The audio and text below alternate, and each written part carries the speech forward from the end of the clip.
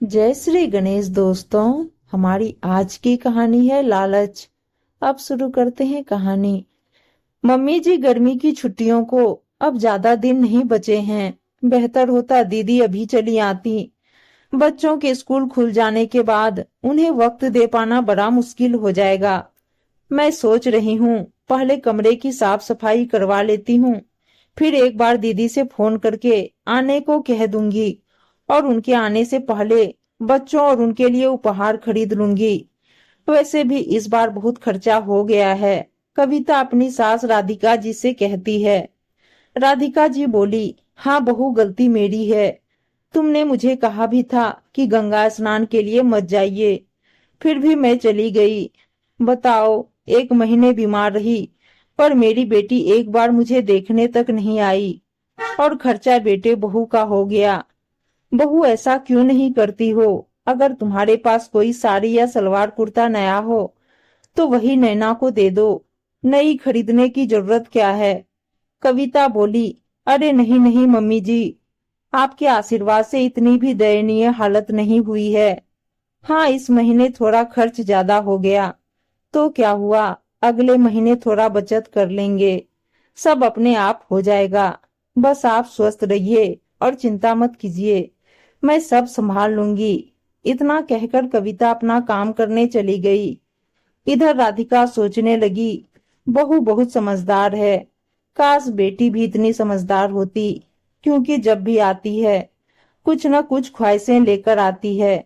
ये बेचारी उन्हें पूरा करते करते थक जाती है, पर उसके चेहरे पर खुशी नहीं आती। हम भी तो ननद थे, पर पता नहीं कुछ नंदों का स्वभाव ऐसा क्यों होता है।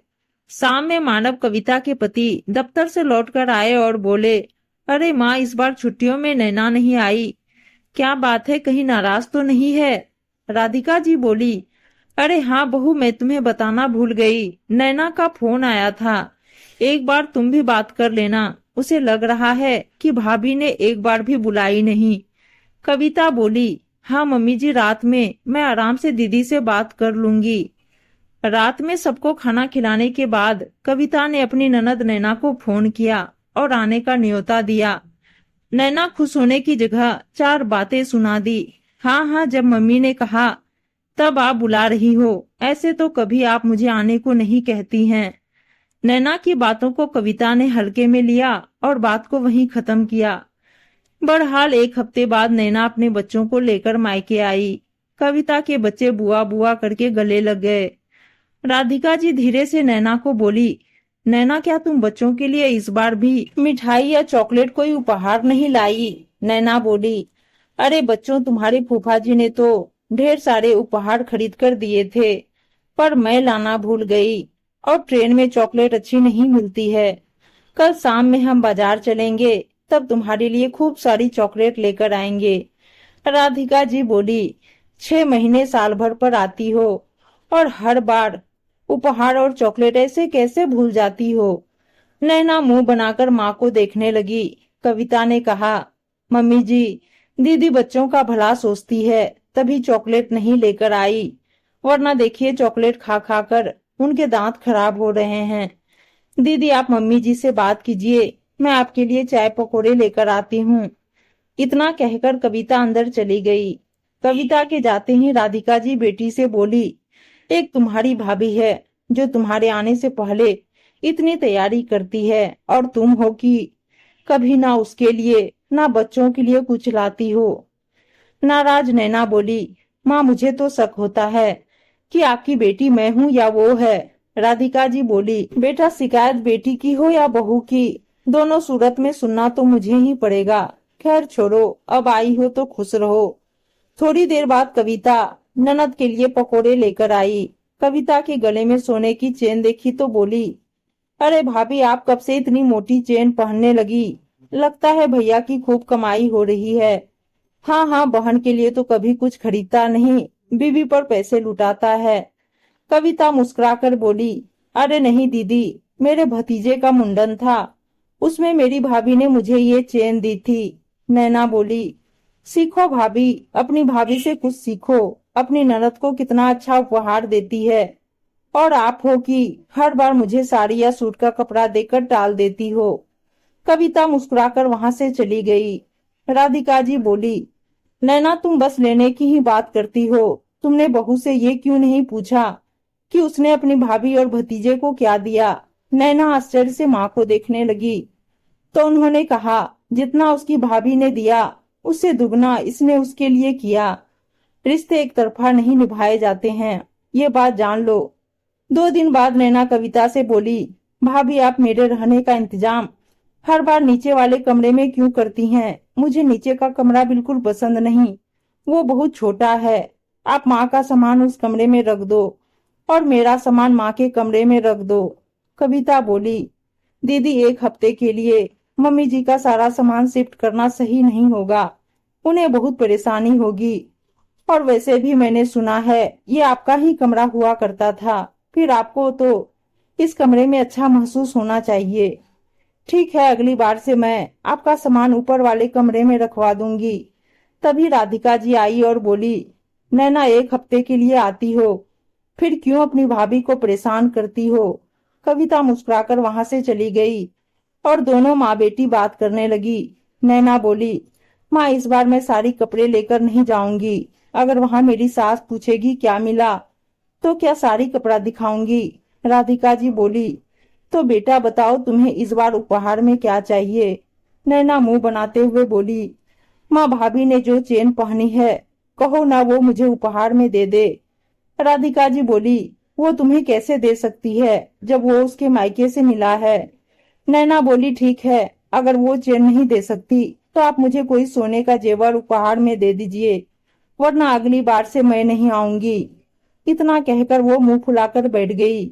इधर माँ बेटी दोनों की बातें कविता के कानों में पड़ी। जब ये सारी बात कविता ने मानव से कही तो मानव बोले, सोचने वाले और चाहने वाले को कोई रोक नहीं सकता, अब तुमसे क्या छुपा है।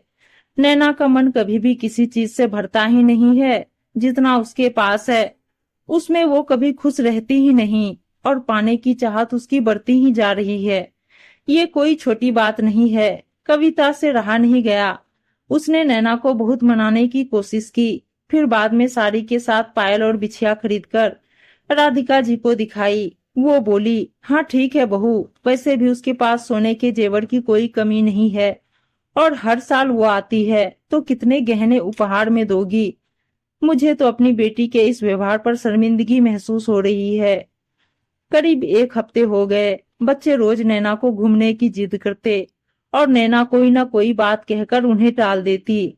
एक दिन कविता का बेटा रवि बोला, बुआ जी आपको आए हुए 1 हफ्ता हो गया, पर आपने हमें ना तो कोई खिलौना दिलवाया ना ही चॉकलेट लाकर दी। कविता ने बेटे को आंखें दिखाया तो नैना बोली, अब रहने भी दो भाभी, जरूर आप लोग चर्चा करती होंगी तभी तो बच्चे ऐसा कह रहे हैं। कविता ने फिर हंसकर बात टाल दी। देखते ही देखते नैना के जाने का समय आ गया। कविता ने एक दिन पहले उपहार भेंट दिया। नैना सबके सामने उपहार खोली और मुंह बनाते हुए बोली, ये क्या भाभी, खुद तो सोने की मोटी चेन पहनती हो और मुझे चांदी पहना रही हो। अरे देना ही था तो कम से कम सोने की पायल देती, यही है आपका प्रेम। राधिका जी बोली, बेटा अब जो भाभी दे रही है प्यार से ले लो, वैसे भी सोने का दाम आसमान छू रहा है, अब कहाँ कोई खरीदता है। चांदी के पायल की शोभा कम नहीं होती है और वैसे भी सोने को पैरों में नहीं पहनते, क्या ये बात तुम जानती नहीं हो? नैना बोली, माँ ये सब पुरानी बातें हैं, अब तो हर कोई सोने की पायल पहनता है। भाभी को छोड़ो, आपने भी नहीं सोचा कि कुछ अच्छा उपहार दें, बस बार बार बुलाती रहती हो। आपकी बहू को आपकी इज्जत की पड़ी होती तो अपनी चेन खोलकर मुझे दे देती। ऐसे भी आपने सभी जेवर भाभी को ही तो दिए हैं, मुझसे उनके जेवर छुपे नहीं हैं। कविता जो हमेशा इन विषयों पर मूक रहती, आज उससे भी रहा नहीं गया और वो बोली, दीदी ये अच्छी बात नहीं है, आप अपने ससुराल में अकेली हैं, वहाँ का सब कुछ तो आपका ही है। मेरी या सासू माँ के गहनों पर आपकी नजर, मैंने ना कभी अपनी माँ या आपकी माँ की चीजों पर नजर रखी। मुझे जितना मिला मैं उसमें खुश हूँ। नैना बोली, हाँ हाँ, सब कुछ लेने के बाद बड़ी बड़ी बातें करना तो कोई आपसे सीखे। वो तो मेरी माँ इतनी भोली है कि अपना सब कुछ आपके आते ही आपको सौंप दिया। कविता बोली, दीदी आपकी नजर जिस चेन पर है वो तो मैं आपको देने से रही, क्योंकि ये मेरे भतीजे के पहले फंक्शन का उपहार है। और एक बात, आप मम्मी जी से इस तरह से बात मत किया कीजिए, मुझे बिल्कुल अच्छा नहीं लगता। मैंने तो आपसे कभी शिकायत नहीं की कि आप जब भी आती हैं खाली हाथ उठाए चली आती हैं। नैना बोली, देखा माँ, आप कहती हो आपकी बहू समझदार है। अरे आपकी बहू बहुत चालाक है। आपके सामने आपकी बेटी को चार बातें सुना रही है और आप कुछ नहीं बोलती हैं। कविता बोली, हर बात में आप मम्मी जी को क्यों ले आती हैं? लालच आपके मन में उठा तो हर सवाल का जवाब आप अपनी माँ से क्यों पूछती हैं? आज तक मैं रिश्तों को बचाने के लिए चुप रही, पर आपने मेरी चुप्पी का गलत फायदा उठाया, जो अब मुझे बिल्कुल बर्दाश्त नहीं होगा। राधिका जी बोली, बेटा अब सब कुछ तुम्हारे भाई भाभी का ही है। अगर मैं उनका विरोध करूंगी तो मेरा बुढ़ापा खराब हो जाएगा। आखिर मेरी सेवा यही लोग करते हैं। अगर ये नाराज हो गए तो सोच लो, तुम्हें मेरी जिम्मेदारी उठानी पड़ेगी। क्या तुम उसके लिए तैयार हो? नैना बोली, माँ ये कैसी बातें कर रही हो? लड़की की माँ क्या बेटी के ससुराल जाकर रहती है? लोग क्या कहेंगे? फिर मैं अकेली, मेरी सास भी है, मैं क्या क्या संभालूंगी? तभी कविता बोली, क्यों दीदी, माँ बुढ़ापे तक अपने बच्चों का बोझ उठा सकती है, तो क्या बेटी अपनी माँ को अपने घर कुछ दिन नहीं रख सकती? क्या बेटी हमेशा लेने के लिए होती है? माँ के प्रति उसका कोई फर्ज नहीं होता। गुस्से से नैना अपने कमरे में जाकर बैठ गई और जाने की जिद करने लगी। शाम तक बेटी की बातों से माँ थोड़ा दुखी थी, तो कविता बोली, मम्मी जी क्या बात है, आप इतनी दुखी क्यों होती हैं? औरत का जेवर उसका पति, उसका घर परिवार होता है। अगर आप कहेंगी तो मैं वो चेन दीदी को दे देती हूँ, आपसे बढ़कर कुछ नहीं है। राधिका जी बोली, बहू मेरी बेटी तो कितने पैसों से खेल रही है, फिर भी हर वक्त दूसरे की चीजों पर ही उसकी नजर रहती है। तुम्हारे ससुर जी सही कहते थे कि हमारी बहू लाखों में नहीं करोड़ों में एक है। नैना भी नासमझ है, उसकी बातों को अपने दिल से मत लगाना। कविता तो एक पल को चैन देने के लिए मान भी गई, परंतु मानव बोला, हर बार उसकी जिद को पूरा करना मतलब गलती को बढ़ावा देना हो जाएगा। कविता नैना से बोली, दीदी कई बार इंसान दूसरे की चीजों पर नजर रखता है और दूसरों का प्यार और सम्मान खो बैठता है, क्योंकि उसका सारा ध्यान तो दूसरों की चीजों पर रहता है, फिर वो अपनी चीजों की देखभाल नहीं कर पाता। मेरे लिए मेरा परिवार और ये रिश्ते बहुत मायने रखते हैं। मैं नहीं चाहूंगी कि कभी आप यहाँ से नाराज होकर जाएं। हाँ, बस इतना कहूंगी कि चीजों से ज्यादा आपके लिए आपकी माँ और आपके भाई का प्यार मायने रखना चाहिए, ना कि जेवर। राधिका जी ने बड़े प्यार से अपनी बहू के सर पर हाथ फेरा, तो नैना को एहसास हुआ कि वो मायके से जेवर तो लेती रही, पर कहीं ना कहीं अपनी माँ का भरोसा और प्यार खो बैठी। वो कुछ कहती उससे पहले ही राधिका जी बोली, ईश्वर तुम्हें संतोष और रिश्तों को समझने की ताकत दे। अब इतना ही दे सकती हूँ, क्योंकि अब तुम्हारी माँ के पास इससे ज्यादा कुछ नहीं है। कुछ लोगों को अपनी भूल का एहसास बहुत जल्दी हो जाता है, कुछ लोगों को देरी से होता है। नैना को भी अपनी भूल का एहसास हुआ कि अपने पास सब कुछ होते हुए भी उसने अपनी भाभी के गहनों पर नजर रखी, जिसके कारण उसके मायके से दूरियां बन गई।